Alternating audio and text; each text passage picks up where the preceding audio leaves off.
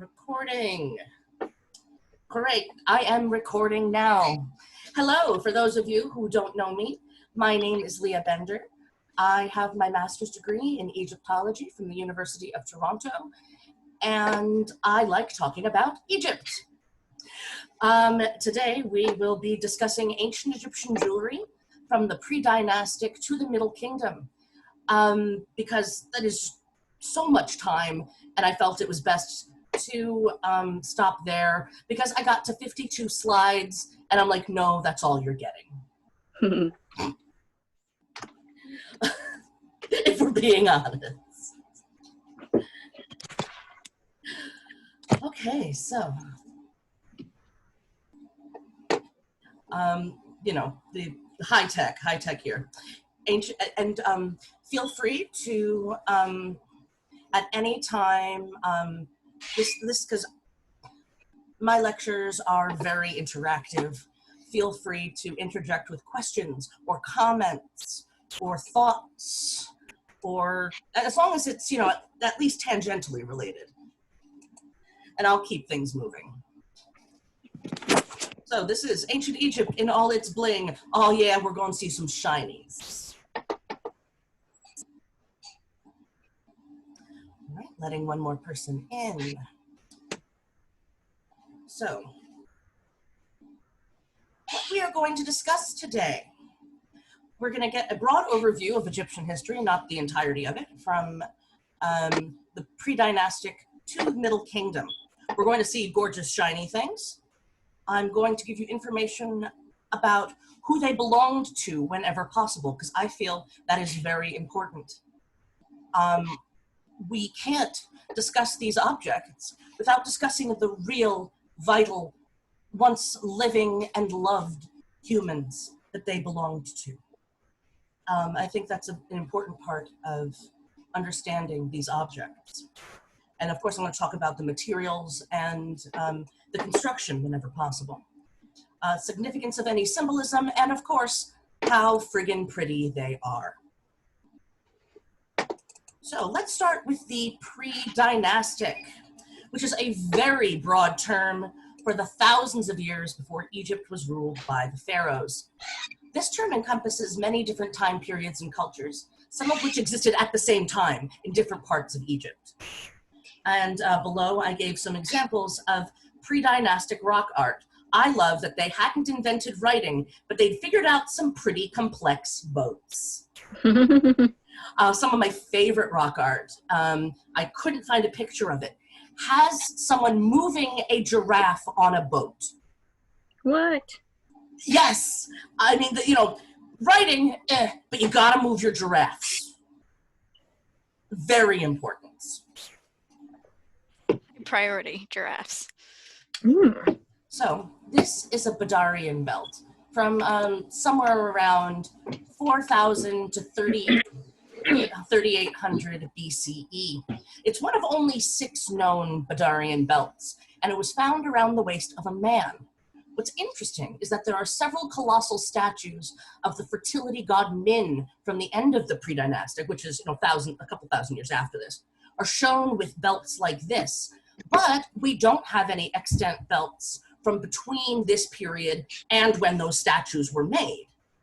Some scholars suggest that belts were replaced by linen or leather, which have not survived. I mean, you have to keep in mind how old this is. Any of these dates, add 2,000 to it to figure out how long ago this was. So this is 6,000 years old.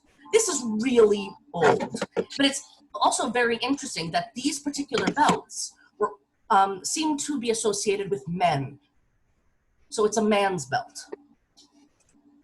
When most belts or girdles that we have from later periods tend to be for women. This is an ivory comb from the Naqada I period. So it's circa 3850 to 3650 BCE. And it features the head of a gazelle. While this isn't jewelry exactly, I thought that it was important to include at least one of these ivory combs. There's also hairpins that have decorative elements on top. You will see hairpins with different animals or human shapes on top, or decorative combs like this. And I think it's interesting that the predominantly male and white people who often discuss these refer to them as personal care products. But these are not, that's not the kind of comb that you use to comb your hair. Anyone with either textured hair or who was either identifies now as female or was assigned female at birth would recognize this as a decorative comb. So I think that's, you know, it's interesting to note. Yeah, you can see the horns of the gazelle and the little face there. This one I think is particularly interesting. You see a lot of shells in Egyptian jewelry in all periods. This one is particularly interesting because it's from a fairly early period, but it contains shells from several different places. It contains shells from species found only in the Mediterranean, shells from species found only in the Red Sea, as well as species of land snails. So this must have been, you know, quite a prized item. And I bet it went jingle, jingle, jingle and sounded really cool. Now this is a stone and shell bead necklace from the same time period. You know, when I say the same time period, we're talking about a period of like 200 years here. But it's interesting how far back fairly sophisticated and fine beads were able to be crafted. These are very fine beads made of olivine, black steatite, and seashells. And, you know, you could see that around the neck of a 90s guy with frosted tips. I was just going to say, I think it's really cool how you see such like just dramatically similar designs and aesthetics for thousands of years. Well, absolutely. And there's not a lot of these just strings of beads that I'm going to show you because, I mean, having worked with strings of beads, I was doing work in the back room of the ROM for a while, looking at cataloging and accessioning just random boxes and strings of beads they had back there. Beads are beads. Unless you know exactly where it comes from, it's pretty hard to tell a bead made 5,000 years ago from a bead made last week. Beads are beads, and they tend to look the same. So unless they are, you know, have particular amulets or this or that. So I could have just done, you know, 5 hours of just, here's another string of beads that looks exactly like this string of beads. It looks very similar to this string of beads from 4,000 years later. But I wouldn't do that to you. That's really cool in a way, though, that there's that similarity across time periods. Like, we didn't reinvent the bead. It has stayed a bead since 6,000 years ago. Yep. And, you know, I remember one of my favorite things that I came across back there was a cigar box full of just dirty beads that hadn't been cleaned or anything, like exactly the way that Petrie found them. It was found by Petrie. And William Matthew Flinders Petrie is one of the big names in 19th century and early 20th century Egyptian and Levantine archaeology. He was doing like 6 digs at a time or 4 digs at a time. And his name is really fun to use as an invective. You're mad, you go, William Matthew Flinders Petrie. Anyway, this box, these beads were just more faience beads, wonderful. But it was in a cigar box. On the lid of the cigar box, it read, Fabrique on l'Empire Ottoman, made in the Ottoman Empire. The box was cooler than the beads inside it.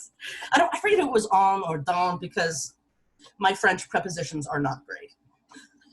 And I've had to think in 4 different languages today, so my English is not great. All right. This I thought I'd include, because look at that Look at that work. I thought that this one I included for Jen Jeweler here. Ooh. That is a copper bracelet from the Nakata II period. It's made from copper wire and then finer copper wire as a fastening. I was wondering if you would have any comments on this. Well, I don't know much. I know that drawing wire, the way we make it today, is relatively, it's not the first way that wire was made. Like wire, It's probably hammered. no, it was a very thin strip of sheet, and then they would twist it.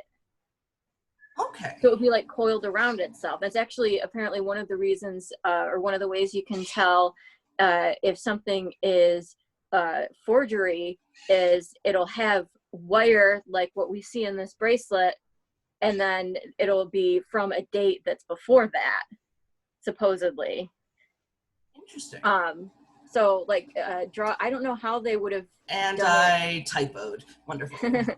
I don't know how they would have done this. Like, I don't know what the draw plates look like, but it's basically when you draw wire, you have a big fat ingot that you sort of get as close to the size and diameter of what you want it to end up. And then you have a plate with holes in it that are kind of tapered, and you just pull the wire through. I've done wire knitting that uses a draw plate. Mm-hmm. So it's a similar... similar... Yeah, it's, I've drawn my own wire a couple of times because I've had, you know, it's this isn't the gauge I need. And it's, I can't imagine doing it from scratch. Especially, when mining, you have to keep in mind, when you're looking at all this metal that you're going to be seeing, the way that mining worked was you hacked out some rocks, then you took some bigger rocks, and you smashed the rocks together until you got some ore powder. I mean, it was absolutely backbreaking labor, and copper mines were particularly deadly because of the chemicals it naturally found in copper. Now this is, beautiful string of beads from the Nakata III period, but it will look like beads. Beads are beads are beads. These are carnelian, garnet, and glazed steatite. If I'm saying steatite wrong, I'm sorry. It's a word that I've only ever read. I've read it many times. Only ever read it. I wanted to include this shell necklace as well because I really liked the pattern on it. So it has Nakata III. It has shells, faience, and clay. What's very interesting is, for those who aren't aware, faience is a type of opaque glass. And so we see they had the ability to make faience as far back as, as far back as the Nakata III period, if not potentially earlier in some places. And those are, yes, those are cowrie shells, as well as little smaller periwinkle looking things. I wanted to point out how far back faience goes. All right, now we have moved into the early dynastic period, which is dynasties 1 through 3, circa 3100 to 2686 BCE. It's traditionally dated from the unification of Egypt to the beginning of the Old Kingdom.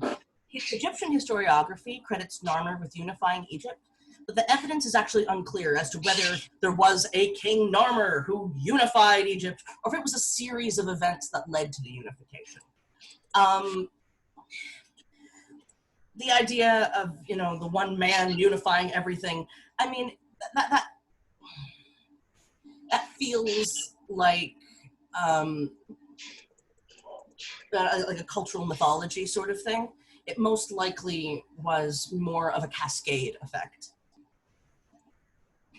And what is this object here? And why is it important? Does anybody know?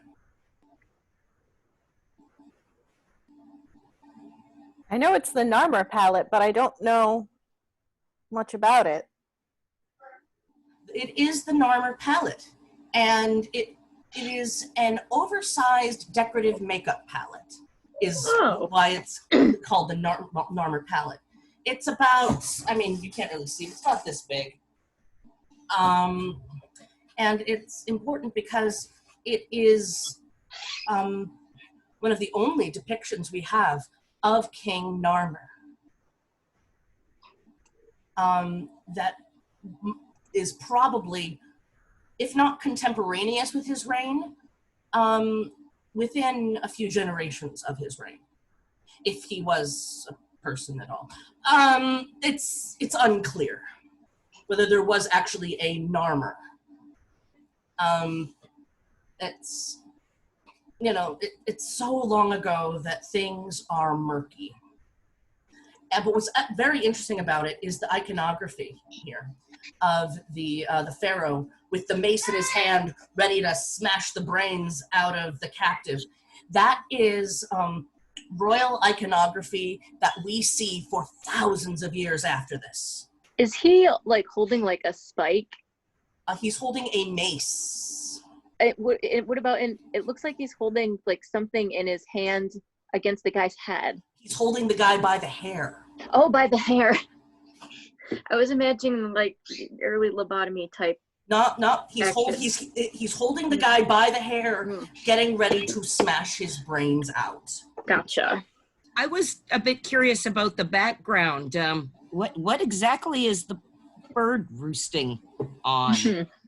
just over the captive's head. That is the falcon, the Horus falcon, the spirit of kingship in the marsh. What's the thing under the falcon, I mean? Those are papyrus plants. Oh, okay. Mm-hmm. Indicating Lower Egypt. Oh. Now I'm not sure why he's got this hook in that guy's nose, and why the bird has a human. Well, the bird has a human hand there, because think of the way the ancient Egyptians depicted their gods. Sometimes they're in full animal form, but when they require the ability to perform the things that an animal body cannot do, they are given human bodies. That's why you sometimes see the animal head with the human body. And this iconographically is related to that. He required a hand to hold whatever that is, so he's given a human hand. Because the imagery of the gods is not literal, right? And here we've got a nice procession with people holding standards, and there you've got decapitated enemies, and all kinds of wacky stuff going on here. Anyway, this is not what this class is about, but it's a very interesting piece. Where it's displayed in the Egyptian Museum, the first time I saw it, I walked right past it, then I did a double take. I'm like, oh, that's the Narmer palette. It's, you know, kind of unassuming. So I included this Flint bracelet of an unclear date because I thought it was lovely. The polish, the craftsmanship, I just thought it was really nice. Most of the things that I'm presenting from the early dynastic period are actually children's funerary jewelry. So I apologize in advance if that upsets anybody. I was just going to ask, is that as small as it looks? Because like the weave of the fabric of the background looks really big in comparison with the size of the bracelet. Yeah, it's a really small bracelet. Gotcha. Okay. Most of these bracelets are that I'm going to show are no bigger than 2 or 3 inches in diameter. I mean, partly, even if they are adult bracelets, a mummy's arm is much smaller than a living person's arm because you're removing all of the liquid from the tissues. And they complain a lot less when you just jam it on there. Exactly. This is a child's necklace from Dynasty 1 or 2, somewhere in the around 2960, 2639, 49 BCE. It is from Dynasty 1 or 2. It is made of carnelian, limestone, quartz, or faience. And faience, not ore. 1 second, gotta close the door because it decided to pop open. And the featured bead is carved in the shape of the head of a lion, either as a protective element or to imbue the child with the strength of the creature, or both. When it comes to Egyptian thought, the answer is often both. Found in the same grave was also this necklace, which is carnelian, limestone, and quartz. And it's very small, and I love this very fine seashell bead. This is actually larger than this. So this is the smaller necklace. This is the larger necklace. They were both found in the same grave. Did the color of the beads they chose have any significance, or was it just they liked that color? There's absolutely all sorts of significance to colors. Now, whether that color was meant for that reason in that context, that's up for interpretation. But red is associated with blood. It can be. It's sometimes used as a color for things that are bad or dangerous, but it also is associated with the dawn.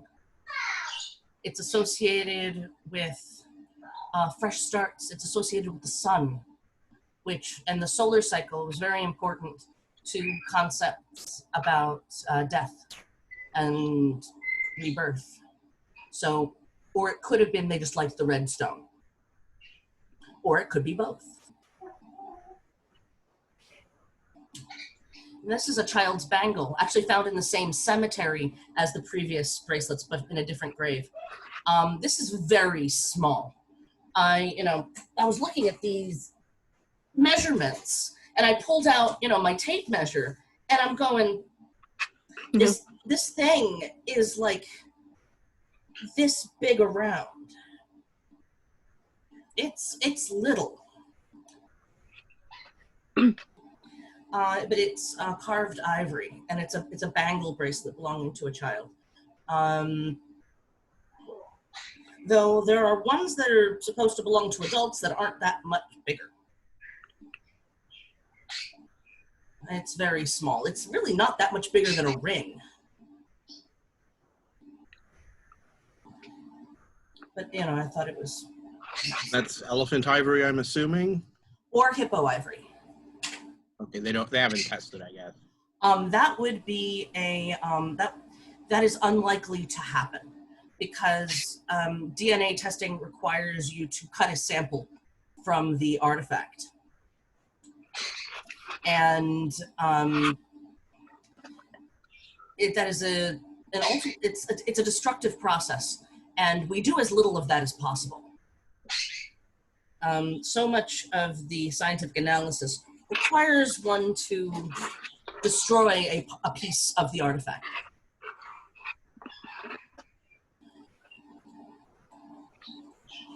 And this is another child's bracelet from Dynasty 2. And it was found in the tomb of Pharaoh Khasekhemwy at Abydos. It is gold. And this one is a little bit bigger. It has a 6 centimeter diameter.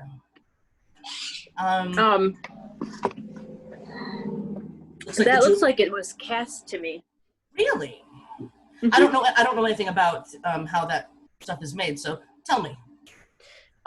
Well, if they did casting, it would be like sand casting, where you make a model out of wax or something that can burn or melt away, and you press it into sand, and then you pour you melt the metal and you pour it directly into the sand, and then you can pull it out, and where the wax was, it leaves, you know, a negative space that the metal fills.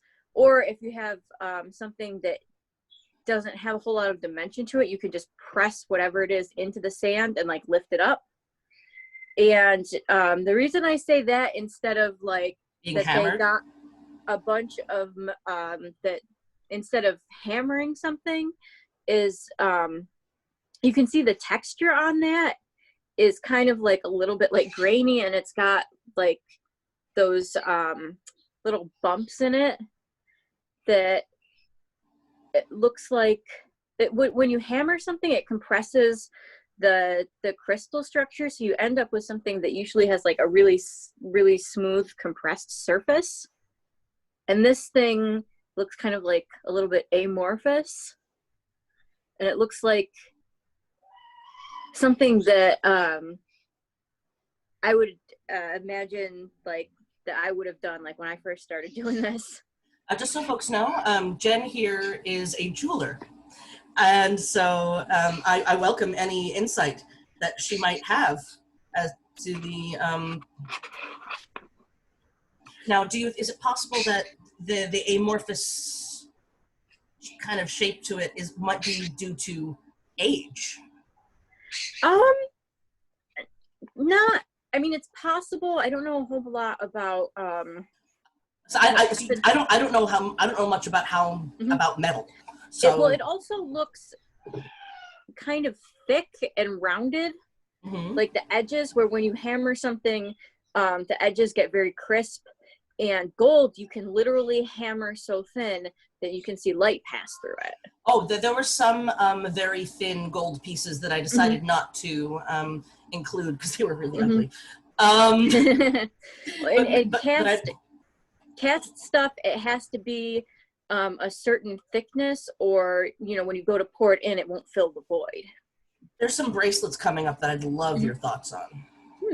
Now, it's unclear whether this bracelet belonged to Pharaoh Khasekhemwy as a child, or if it belonged to one of his children, or what. Khasekhemwy is the first named person that we are going to learn about today. He was the final pharaoh of Dynasty II. Little is known about him other than his military activity and his children, the most notable of which was the pharaoh Netjerichet, which most people know as Djoser, the one who built the step pyramid. I prefer to call him Netjerichet because that is the name that he called himself. Djoser is something that he began to be called later on. And this is one of the few images we have of Khasekhemwy. Now we're going to look at the Old Kingdom. Dynasties 3 to 6. The Old Kingdom is best known as the age of the pyramid builders, though there were some pyramids built in the Middle Kingdom. None of them were as large or as impressive as the pyramids built during the Old Kingdom. Let's take a look at these gemstone necklaces. I had to include some more beads because they were really lovely. These are Dynasty 4. The one on the right is all carnelian. The one on the left is carnelian, amethyst, garnet, amazonite, and black quartz. I just wanted to show this beautiful fine beadwork and how bead technology clearly improved in those few hundred years. Let's take a look. I mean, not too much, but they were able to get different shapes that they didn't get before. And particularly with these pendant beads. These are the bracelets that I wanted. So these belonged to Queen Hetepheres I. They are silver with turquoise, lapis lazuli, and carnelian inlays. So you think this is cast, huh? Oh yeah. See, I don't know anything about that. So. One of the things that indicates something that's cast is if it looks like there's like pitting on it. Okay. And the one on the top this right, one. yeah, that one looks like it has some pitting to it. And then also the sort of the way they're kind of hollow a little bit, like the inside is concave. I don't know anything about hammering except for like relatively recently, but the inside of that kind of looks like it wasn't like, I feel like it would be smoother if it was hammered, and right now it's not kind of like a lumpy texture to it, because when you do that you have a it's called a forming stake that's got like a little knob or something, and you hammer the metal around it and kind of turn it as you go, so that you can Oh, I'm listening, sorry. Oh, so you can get like a, you know, a dish shape. What's interesting about these is that they, well, first of all, if you look, they are in descending size. They were meant to be worn all the way up her arm. She had them for both arms. And they are silver. Silver was more valuable than gold in ancient Egypt. Does anyone know why? Was it harder to get? Gold. There were no sources in Egypt, were there? Exactly. Gold could be mined domestically. Silver had to be imported. Silver tended to be imported from what's now modern-day Iran or Afghanistan, or potentially Greece later on, but not in this time period, as far as I'm aware. So yes, silver is also harder to work with than gold. Yes. And I just think that these bracelets are absolutely exquisite. So a little bit about Hetepheres the First. She was the daughter of the pharaoh Huni, mother of the pharaoh Khufu. Who knows why Khufu is famous? He built a pyramid, right? Yeah, he built the real big one. She may have been a wife of Sneferu, Khufu's father. But interestingly, that is never discussed in her titulary. Among her belongings in her tomb were, this is basically a privacy tent to go inside of your bedroom. And there would have, the drapes unfortunately deteriorated. And so you would have your private room, and inside your room you'd have the tent. Almost like the way that people in the Middle Ages would have those beds with the curtains. That is a bed of hers. Now, whether or not it was meant to be used in life is up for debate. That chair almost certainly was. And we also have I didn't have room for it here, and I didn't want to get distracted with it, but a gilt carrying chair of hers. That's where we have her titles down the back. And her titles include Daughter of the God's Body, which means that she was the daughter of a pharaoh, Mother of the King, but not Royal Wife. That is not listed. So that's curious. Among her other titles that I love are Overseer of all the affairs of the palace, and She whose every command is to be carried out. I'm going to take that one. So this is some Old Kingdom animal beads. The top is an ivory turtle pendant. Hippopotamus. And the bottom is a hematite hippopotamus head. Hippopotamus. It is a hippopotamus. How big is it? It's a wee hippopotamus. Now this is a Wesekh broadcollar with matching bracelets from Dynasty 5. Dynasty 5 is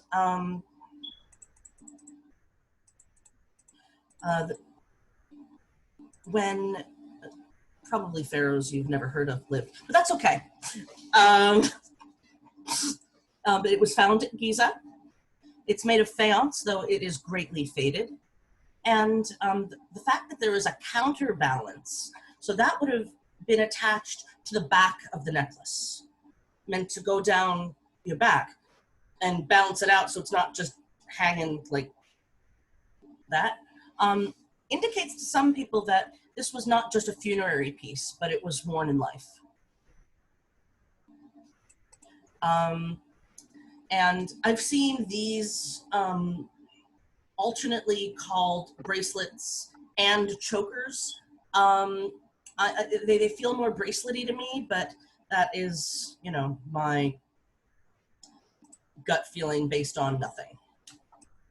This is interesting. Unfortunately, I was only able to find a black and white photograph. This is a diadem. It is copper covered with gold leaf, gesso, and paint. Now, iconographic elements here. You can see up here, there are these hook-nosed birds.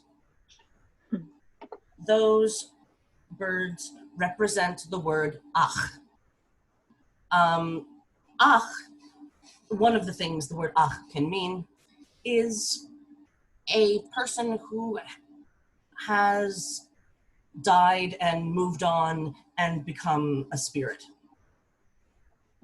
In the middle of the birds, we have the ankh, indicating life. So the fact that they have these elements heavily implies, to me anyway, that this was solely a funerary piece.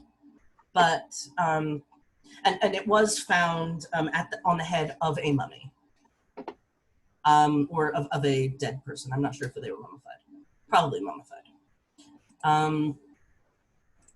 So this is one of the earliest crowns that I know of in Egypt. I don't know if this is a royal crown or if it belonged to a nobleman. That was not clear on the accession notes. This piece is at the Boston Museum of Fine Arts.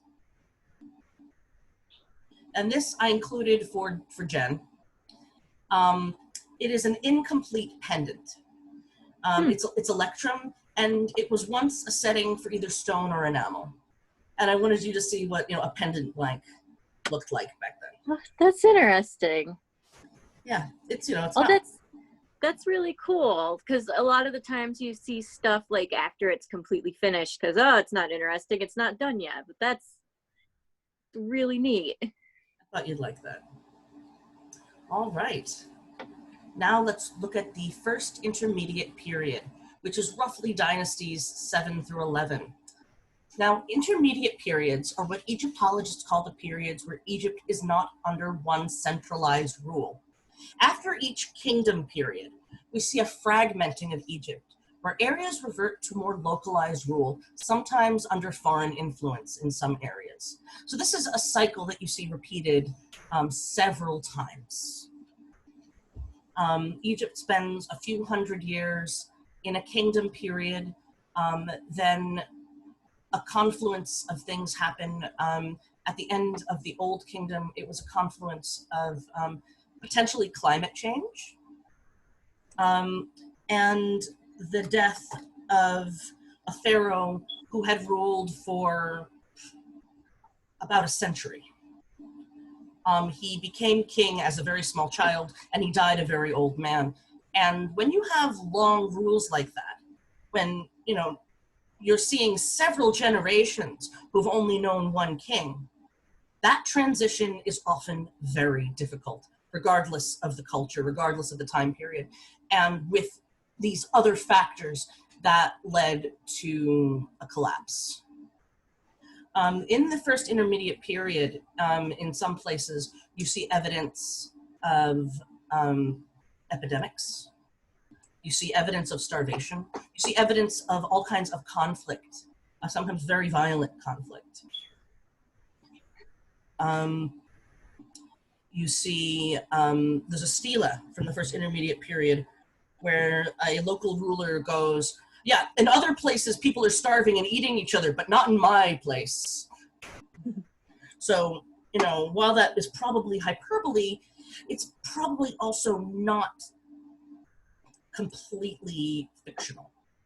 there was probably food shortages. So there was all sorts of factors combined with the death of an incredibly long-ruling king led to instability, and this period lasted for the better part of 150, 200 years. Then Egypt was reunited again in the Middle Kingdom. So this is not a particularly fine piece. It's a little bronze ring, but I thought it was a cute piece. And there's something very touching and human about it. It's not fine jewelry. It's something that someone working in a workshop, took a little bit of metal for themselves and made themselves a ring, a little bit of scrap. And that's a story, of course, that I'm, inventing whole cloth. But it's the type of thing. I'm not saying that's what happened with this specific item, but that's the type of thing that happens, right? If you're familiar with the Johnny Cash song "One Piece at a Time," and there's something just very human about that. These are Udjat amulets. The Udjat, or the Eye of Horus, are protective symbols. That is on its original string. Oh, wow. It is unclear if it was meant for wear or if it was some sort of votive decoration. But I thought they were a cool piece. And this is another bracelet. This is Oh, wow. This is another very little piece. It was actually found on the left wrist of the deceased. It is gold wire, as you can see. It is 2 pieces of gold wire that have been made into a reef knot. That's something you could see at the mall today. I was gonna say I wouldn't have been able to tell that was not current. Now that's something you could see at the Pandora store or whatever. It's a classic. It's really quite a beautiful piece. It's also very small. It is about 1.5 inches by 2 inches. It's very small. Keep in mind, it was likely a small person, and then that small person was desiccated. So keep that in mind. I think I could just get that on my little chicken wrist because it's open in the back. Exactly. I have stupid tiny wrists. So and if you had all of the liquid sucked out of your body, I'm sure it would fit perfectly. Exactly. I'm serious. That's the mummies. You can fit little things onto them.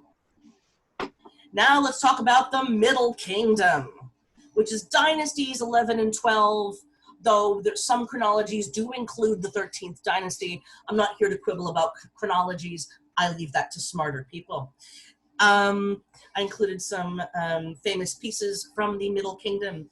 These Nubian mercenaries with their cowhide shields and their spears, and one of the Senwosrits, who you can always tell because they've got those super high cheekbones and the big old ears. And those kind of funky eyes. You can always, the face of the Senwosrits is always described as careworn. And I find that interesting. So this is a beaded necklace with gold amulets. And yeah, I was given Dynasty 11 through 13th. Yeah, that's not helpful. But we know it is a Middle Kingdom piece. It's glazed steatite, gold, and electrum. I said it the other way in case that's how it's said.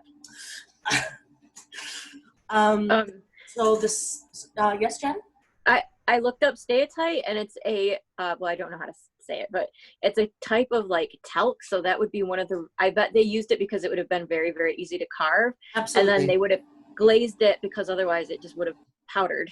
Exactly. Many amulets and jewelry pieces are made of glazed steatite. Do we know what it's glazed with? That I don't know. I mean, it could have just been literally like glass, like the. It's possible. I mean, having handled some of these pieces, it's sometimes hard to tell the glazed steatite apart from the faience. Mm-hmm. So I wouldn't be surprised if it was like a faience glaze. I don't know off the top of my head. So the central motif of this small, elegant collar is a large hollow gold ball bead, flanked by a pair of Udjat amulets, the eye of the protective eye. Centrally placed on each side of the main motif is an open work amulet representing Heth, who is the personification of infinity, portrayed as a kneeling man holding the hieroglyphic symbol for year. So these are and you can see that one is very small. They're different sizes. These amulets, it was hoped, would help to ensure an infinite life in the hereafter. On the left side, the Heth amulet stands between additional Udjat eyes. On the right side are a sphinx and a falcon, both emblems of the cosmic power associated with the sun god and the king. The rest of the collar consists of 4 rows of delicately crafted blue glazed beads linked by gold spacer beads. I thought this is, one of the first really cool, really blingy pieces we're going to come across. Now Super curious. The necklace itself, though, isn't like looking at jewelry. I usually want to see like, oh, it's symmetrical and it's pretty that way, but this one isn't. It's not. Well, and that kind of perfect symmetry instead of design symmetry is a very modern aesthetic. When you look at older jewelry throughout history, whether you're looking at the Egyptian stuff here or Roman or Norse, you see a lot of general design symmetry, but it is not the exact same thing. You will see quite a bit of symmetry in the upcoming pieces. But there's also loads of examples of strings of beads that are just almost like a hodgepodge. Though some of the symmetry, I wonder if is not that you see on some of the pieces, not all of them, but some of them that you come across in general. I wonder how much of the symmetry is left to the modern restorer. Yeah, because I mean, when you find the stuff, half the time the stuff that we see strung was not strung when they found it. Absolutely. And so, yeah, it is, how much of that is the modern restorer putting it in the way that makes sense to our eye.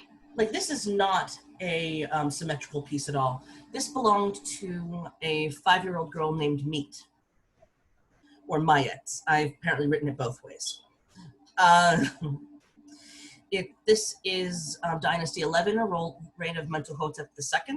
It's turquoise, amethyst, carnelian, Egyptian blue, faience, silver, and plant resin, though I think that green stone might be something else that I forgot to list. What's Egyptian blue? Egyptian blue is it's a mineral pigment that can be formed into beads. There are signs of wear on the beads that indicate it was worn in life, though by whom is up for debate. Now, whether did it belong to the little girl, or did it belong to someone who loved her that then put it on her body? We don't know. But little Myt or Myt was buried with some fantastic pieces. This is the close-up of the necklace, so you can really see.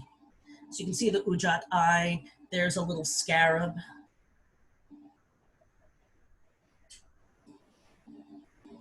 And then there were these necklaces buried with her, which are gold, carnelian, silver, glass, blue paste, feldspar, amethyst, jasper, rock crystal, resin, linen twine, and leather.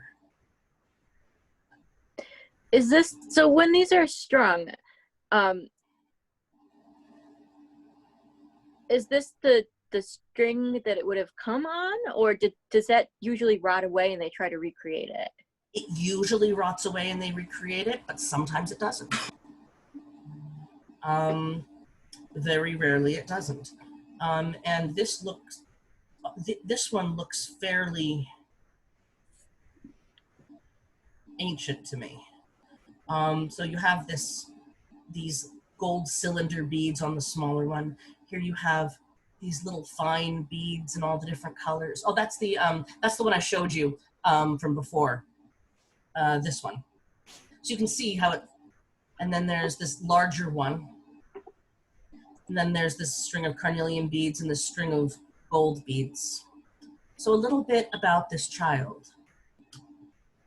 She was about 5 years old. This is her coffin to the right. Speculated to possibly be the daughter of the pharaoh Mentuhotep II. Aww. Though we don't know. That's not.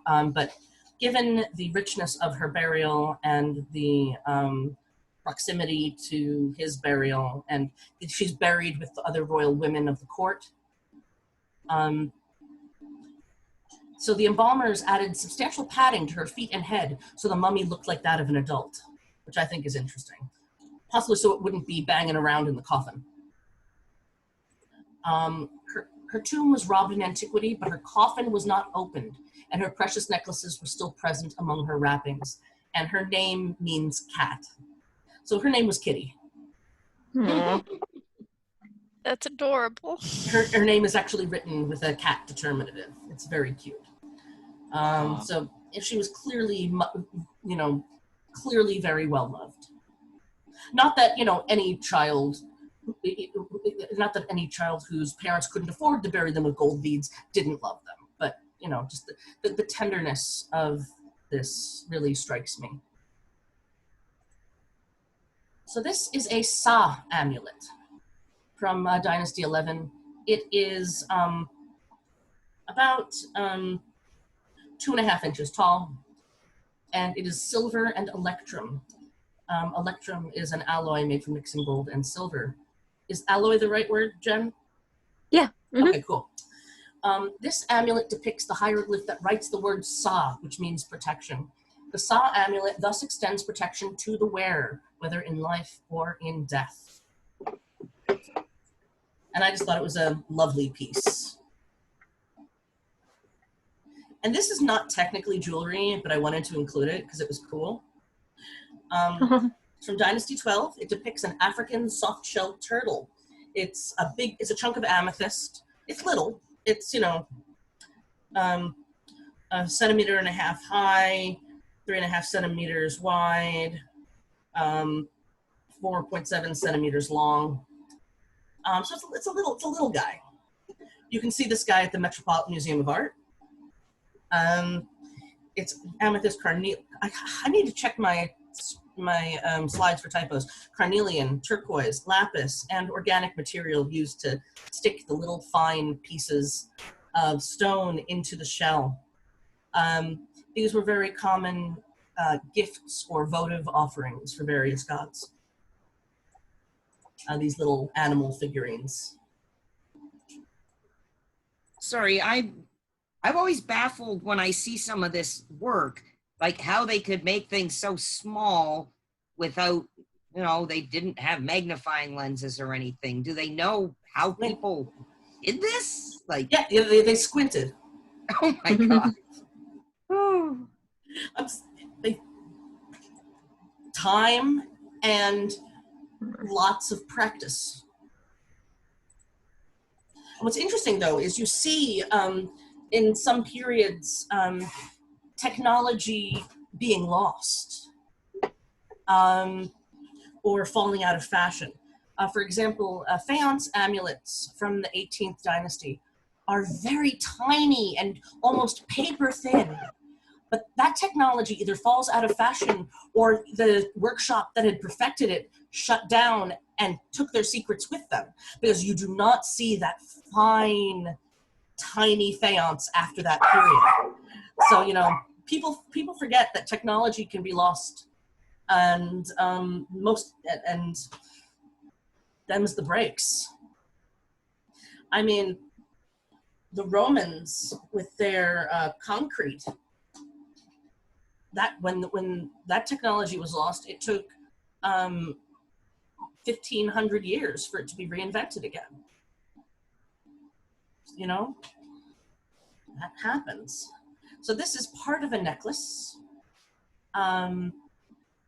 Late 12th dynasty, likely belonged to a queen or a princess. It's 10 triplex beads. So these triple beads are all fused together in one piece. Some of which have seashell-shaped beads pendant from them, interspersed with caged gemstone beads. It's gold, carnelian, and lapis. Just the fine work on this is just spectacular. And this is not even the best stuff I'm going to show you today. This I thought was cool. Oh, granulation. Yeah, the date is unclear, but it's gold over copper alloy. And I just thought the work to put all of those minuscule gold balls on that thing. Can you 3D object? I can't even imagine how they did that. I've listened to enough friends complain about having to do granulation that I would not have wanted to have been that jeweler. Yeah, it's hard enough when it's on like a flat surface. On a cylinder. Now hold on to your butts, because here comes Sithathoryunet. Now this is her jewelry box. The wood deteriorated, but this is a reconstruction of the box with original elements. There's the Hathor in her name, and there's the Hathor heads on her jewelry box.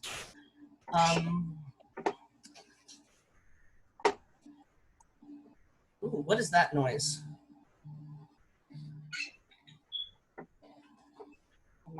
Last 1 second. Sorry about that. So this is her jewelry box, which is made of ebony, ivory, gold, carnelian, blue faience, and silver. So this is the pectoral and necklace of Sithathoryunet. This pectoral is composed around the throne name of Senwosret II.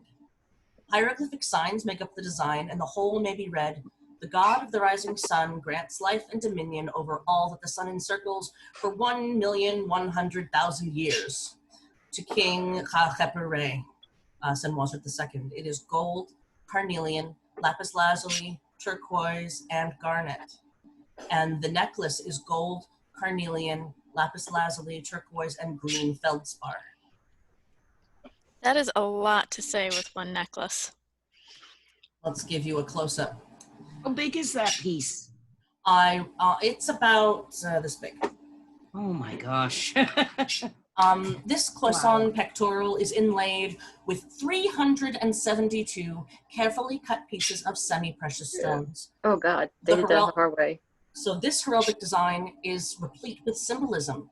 Zigzag lines on the base bar, so if you look down here, represent the primordial waters out of which the primeval hill emerged. Many different creation stories from ancient Egypt involve the primordial mound rising up out of the waters of the Noon. Noon is the primeval waters of creation. Now I say creation stories because ancient Egyptian religion was not monolithic. Every temple was more or less its own religion, and they were all related and unified under the king. Anyway, each of the falcons, symbols of the sun god, clasps a circular hieroglyph meaning encircled or eternity, thus declaring the solar deity's supreme power over the universe. This same hieroglyph, elongated to form a cartouche, encircles the throne name of Senwosret II, Khasekhemwy. Flanking the king's name are two Ankh hieroglyphs, meaning life. Suspended from 2 cobras whose tails are wound around the sun disk on the heads of the falcons. These snakes represent Nekhbet and Udjat, the traditional protector goddesses of the king. Supporting the royal cartouche is the kneeling god Het, like on that earlier necklace I showed you. This is a bigger version. Clutching 2 palm ribs, these are the glyph for the word Renpet, which means year. And so it means millions of years. Thus, the king's life and existence in time are described as part of a universe created and sustained by the sun god. That's a lot going on here. There's a lot going on here. Now let's look at her motto clasps. These were basically, she had a bunch of these. They are clasps that would be attached to some sort of bracelet, and the clasps would say something. So you have Shen, which means eternity or encircled, and you can see on the back where the thing would go through. I want to give you the front and back there, Jen. And this one, you have the Sa glyphs and the Ankh glyph on top of the Neb glyph. And so you can see the back there too. And these are gold, carnelian, and paste.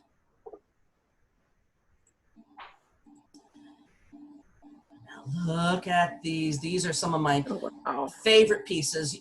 You know, I'm sure, Danny, you know exactly what room in the Met these are in.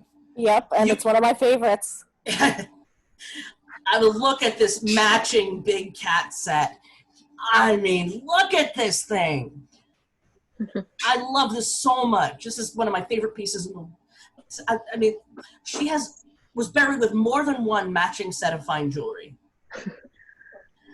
Here's a close-up of the little tiny lion beads on the bracelets. Oh my God. These things are like minuscule. Look at the detail on them.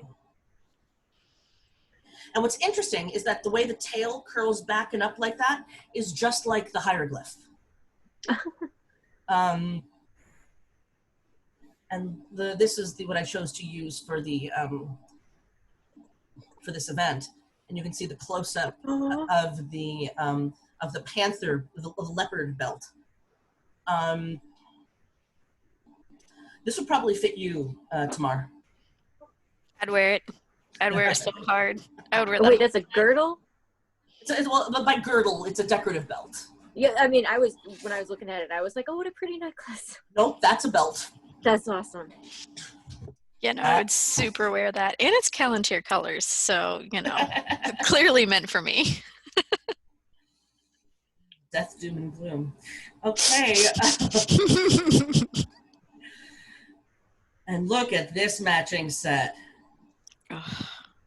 That's gold, turquoise, carnelian, Egyptian blue, and lapis. The larger bracelets bear the name of Amenemhat III. So notice she has stuff bearing 2 different kings' names. She actually has 3 different kings' names in her stuff, I believe. So let's take a look at the bracelets. Yes, I am about to show you how these clasps work, Jen. So I wanted to give you a close-up so you can see. Sweet. This gold bit at the end slides into that. We see that's still used all the time. Oh, yeah. It's like super common. That's awesome. And look at a close-up. Oh, that's so cool. Of the cowrie shells on the belt. And look at those little tiny lions on those bracelets. Well, and I love the knots that they carved. Like, I love that they could have used cowrie shells, but they're like, no, I want them to be gold. Mm-hmm. They're also bigger than cowrie shells, but not much bigger. How big is that belt? I mean, it would have felt. I don't have the dimensions, but it's easy to mistake it as for a necklace. She was not a big person. She was a very little person. I won't be wearing one anytime soon. Look at that, the knot clasp. I wish I'd found a close-up of that. It's phenomenal. It's so cute. It's like, let's make a knot that we could make string, but we want it in metal. Exactly. That's exactly what it is. Well, and it's another one of those motifs that so it's one of my personal favorites from Greek and Roman stuff, because it's the Hercules knot or the Heracles knot. But obviously, like, it's different here. But again, I love seeing seeing that continuation in design throughout history is so cool. I look at the fine detail work on that. It's just, this is this is a ring that belonged to her. Oh, cool. Gold, carnelian, lapis, and turquoise. I mean, it's a spinny ring. It's a swivel ring. Most Egyptian rings were like that. Well, Yes. Sorry, what I think is really kind of interesting about this one is that you have combined with this really fine, like, inlay work, just like the base of the ring itself is just, here's your wire, and we wrapped it around itself. Like even at these really fine levels of work, you see some of those really basic solutions. Mm-hmm. And I think that's really cool. And this is her crown. You can see it has the double amun plume. She was a princess of Dynasty 12. Her name means daughter of Hathor of Dendera. She was buried near Senwosret II's pyramid at Kahun. Why are you so cold? And likely lived during the reigns of 3 different pharaohs. Most of her belongings, and there's more. This is not all of her stuff. There's more, including ebony and gold makeup jars, and she was so extra, and I love her. Is at the Metropolitan Museum of Art, but her crown is at the Egyptian Museum. I mean, look at that piece with the thingies coming down, the gold. Look how finely hammered that gold is. And that is slide 52. That is as far as I decided to go today. And I will happily answer questions, dig up more artifacts if you'd like, if you guys have any questions or things you would like to see more of. I'm here to field whatever questions or thoughts or anything you might have. Well, the thing I think is really, really interesting about that, the falcon pectoral with all the inlay in it, is that it would be so easy to use. How do you say it? Faience? Faience. Faience. It would be so easy. They have all the same colors in faience, and they went through and they cut these itty bitty little stones, and then they ground all of them flat perfectly. And I wonder what would make, like, what made the decision to be like, okay, we're going to do this the very hard, fancy way. Conspicuous consumption. Yeah, it's so cool. I mean, faience is often used in place of turquoise. It's often used in place of lapis. But she's a princess who could afford the real thing. You know, why do people have $10,000 diamonds when a piece of moissanite can do the same thing? Or like your or cubic zirconia. Because they can, and they want you to know that they can. It's the reason why Hetepheres walked around with silver all the way up both forearms. Well, no, she didn't walk around. She was, let me show you her chair. You have to see she didn't walk around. That was kind of the point. She was carried around? Yeah, let me show you her carrying chair. Oh, Lord. I mean, why would you walk around like a pleb if you can get someone to carry you? 2 people, actually. How did these women stay so thin when they get carried everywhere? I walk everywhere and I'm overweight. I mean, they didn't all. We know that Hatshepsut was a big woman. Hetepheres was little. So oh my God. This is her carrying chair. there would have been a cushion on it. Here is the back of it where you can see her titles. Good Lord.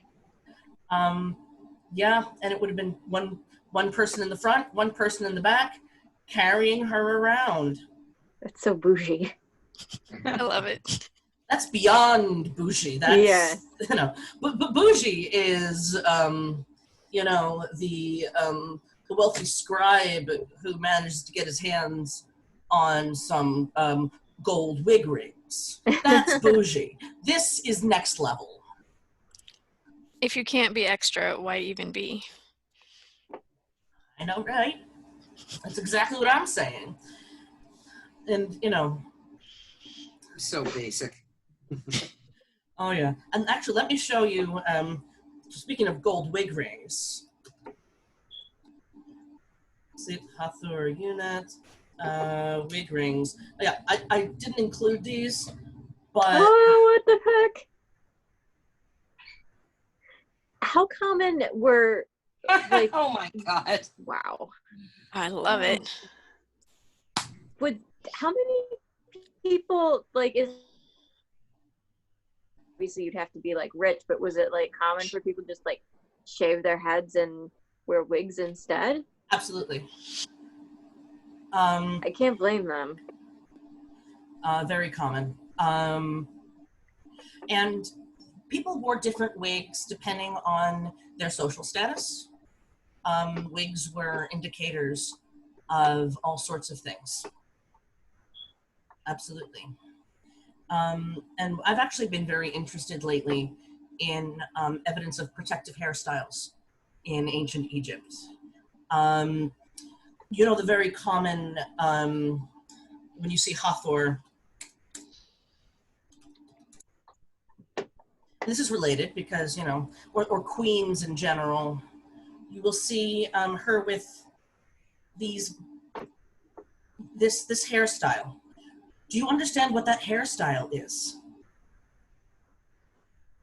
Those are box braids. I was just gonna say that they look like braids. I mean, this was, it's under mummy dreadlocks, but they're obviously not dreadlocks. And you can see, this is a queen with her box braids covered by the cover.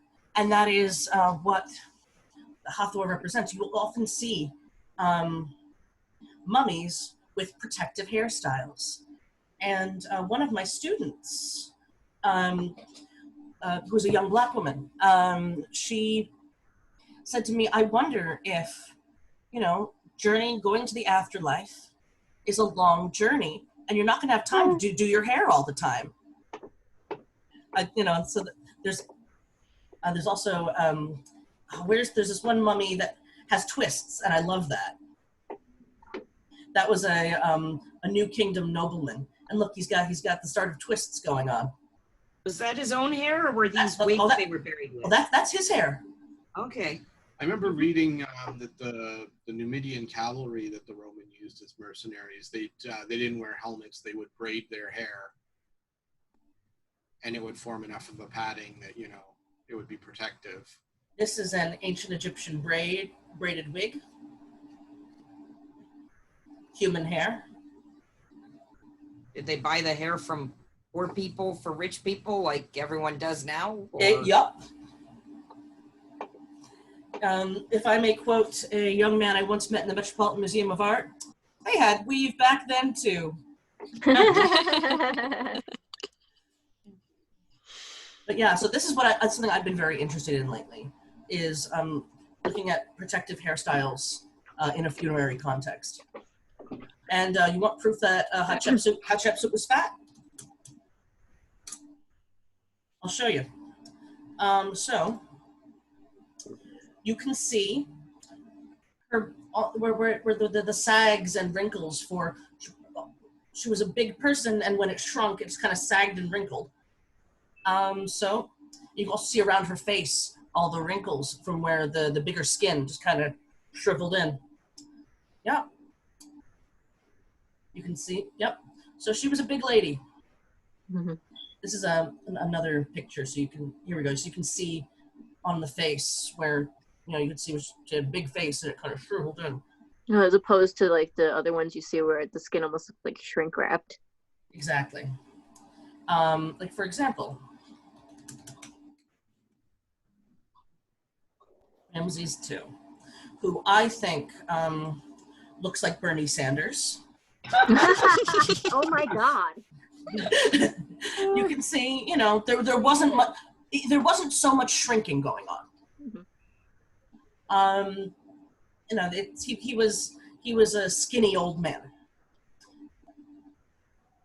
Absolutely. Whereas Seti had a little bit more meat on him. Or most of the second also was a bigger guy, and you can see. Yeah, he was a big guy. And given that he was related to Hatshepsut, I wonder if that family just didn't tend to run big.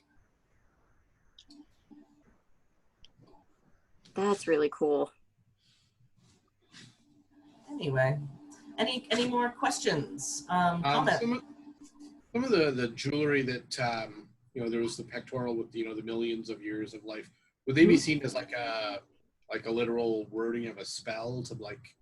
I know in your funeral one, it was the walls were sort of this perpetual reiteration of the spell. Would they be seen sort of as that? Do you think at all? Absolutely.